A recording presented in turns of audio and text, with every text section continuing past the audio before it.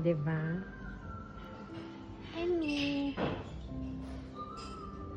Ay, paano sabihin eh? Wala kaming pera. Naghahanap kami ng sale. Napakainit. It's so hot. France. Shopping si Madam.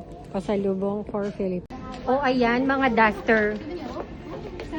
The duster girls. Ay, ito maganda euro to.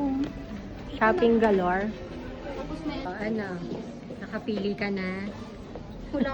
I'm confused. Cream or black? No, nagkasya ba? Nagkasya ba? Ito na sila. Anong ba? Charlotte. O, ayan. Nakarating na kami sa mansion ng Glow Again. Asan na yung maliit na bata? Kaya sabi ko, itry mo. Tapos mag-lunch. Oh, yan.